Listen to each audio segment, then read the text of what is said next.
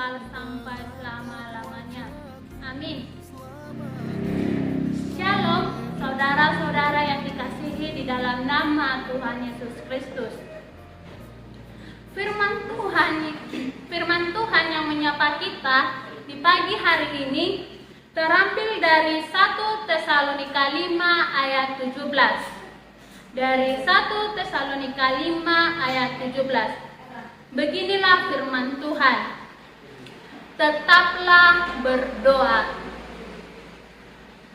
Tema yang bisa saya ambil dari firman Tuhan yang menyapa kita di pagi hari ini yaitu tetaplah berdoa. Ayat ini merupakan ayat terpendek di dalam Alkitab. Kata-katanya jelas, sederhana, dan mudah dipahami. Dalam penyampaiannya pun simpel, tidak membutuhkan biaya, dan tidak rumit. Melalui ayat yang singkat ini juga, Rasul Paulus memberikan nasihat kepada jemaat Tesalonika agar tetap berdoa. Berdoa merupakan keharusan bagi setiap orang yang percaya kepadanya. Ada yang mengatakan, banyak berdoa, banyak berkat, tidak berdoa, tidak ada berkat. Melalui doa kita bisa berkomunikasi dengan Tuhan. Kita bisa meminta pertolongan, perlindungan, dan meminta sesuatu yang kita butuhkan di dalam kehidupan kita masing-masing. Jadi saudara-saudara yang dikasihi Tuhan di dalam nama Yesus Kristus, orang yang terus berdoa adalah orang yang memiliki kasih Tuhan. Orang yang terus berdoa adalah orang yang memiliki iman yang kuat. Orang yang terus berdoa adalah orang yang memiliki kuasa Tuhan. Orang yang terus berdoa adalah orang yang bersekutu dengan Roh Kudus. Orang yang terus berdoa adalah orang yang memiliki hubungan dengan Kristus. Orang yang terus berdoa adalah orang yang takut akan Tuhan. Tetapi orang yang sudah berhenti berdoa adalah orang yang sudah mengalami kematian secara rohani. Sudah banyak orang yang mati secara rohani ketika tidak mau lagi berdoa kepada Tuhan, ketika dia tidak mau lagi menjalin komunikasi yang baik dengan Tuhan, sehingga orang tersebut menjadi kehilangan jati dirinya.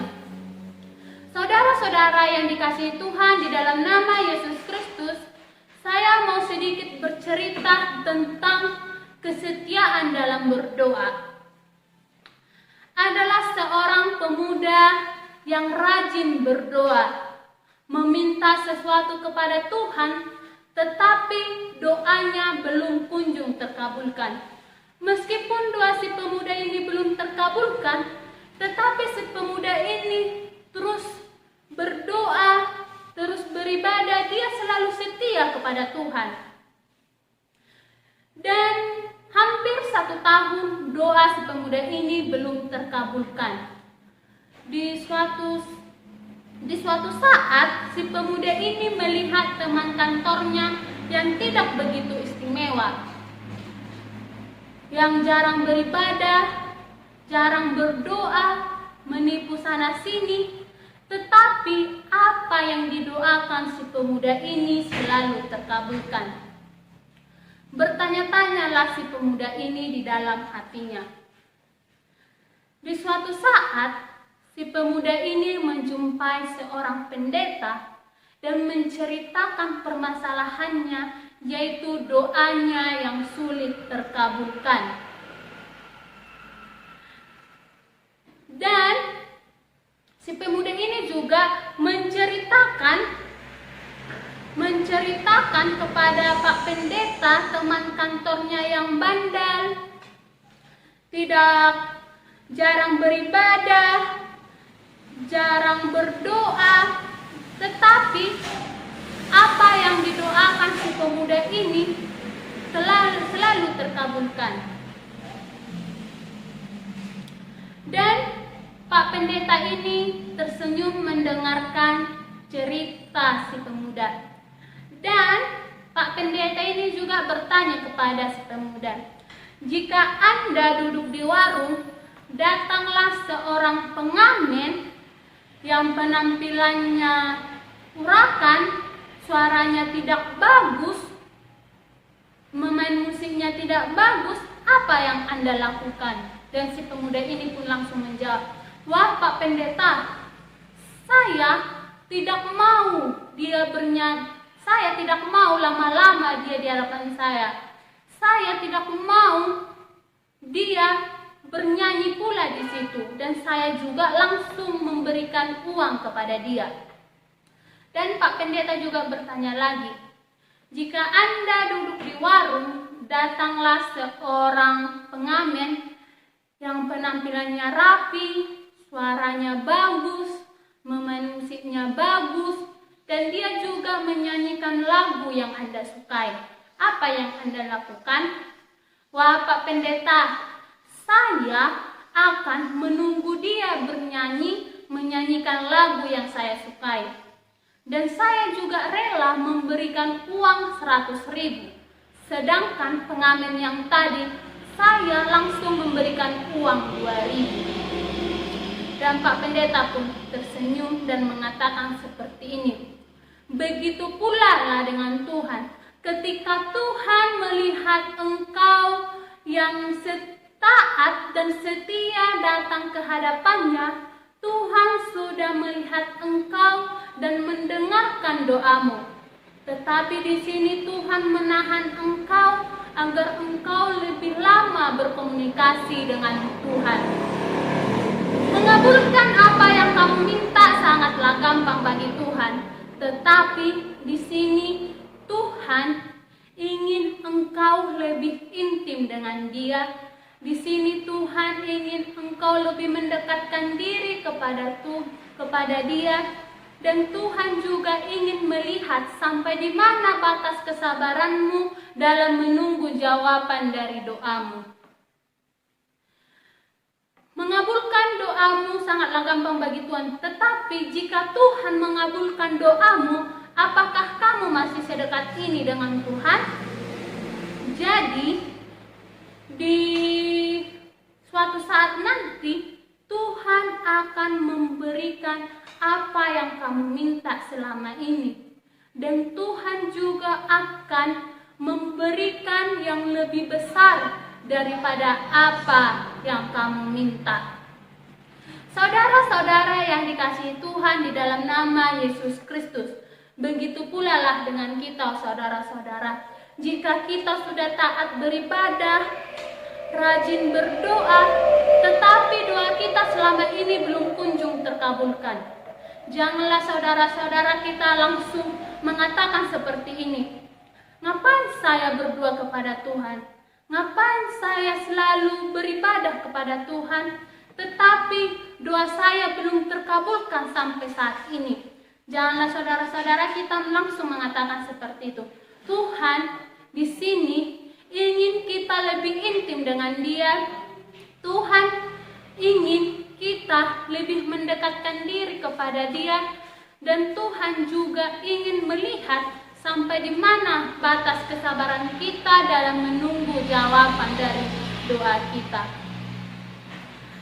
Saudara-saudara yang dikasihi Tuhan di dalam nama Yesus Kristus, kita harus tetap menjaga komunikasi dengan Tuhan melalui doa.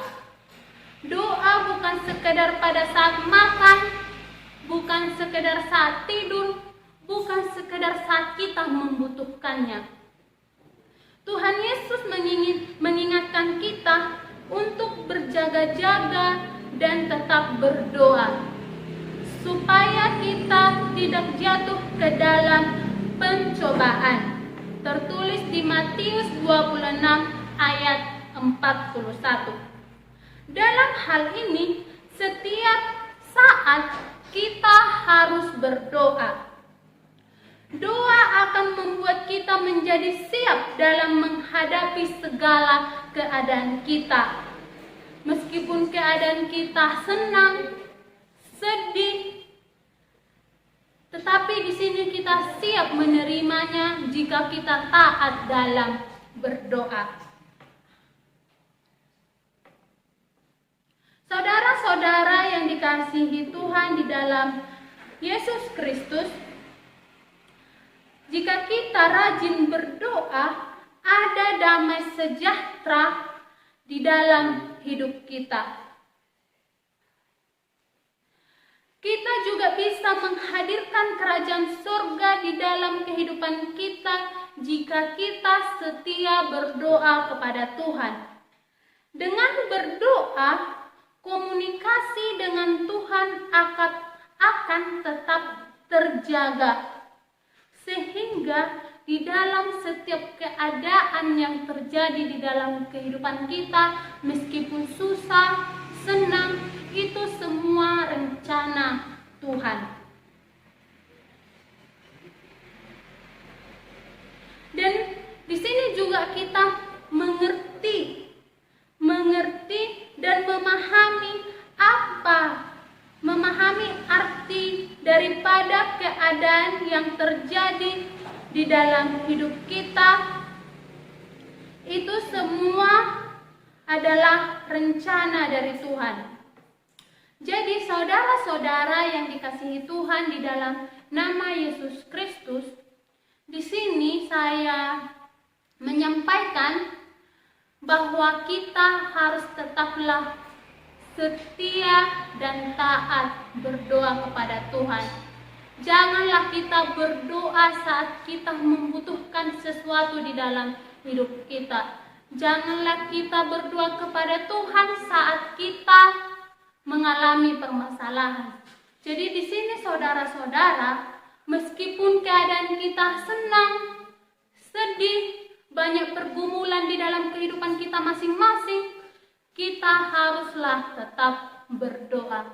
Dan jika di antara saudara-saudara sudah rajin berdoa dan taat beribadah, tetapi doanya tak kunjung terkabulkan, janganlah kita langsung putus asa dan mengatakan, ngapain saya berdoa, ngapain saya beribadah, sampai saat ini doa saya belum terkabulkan.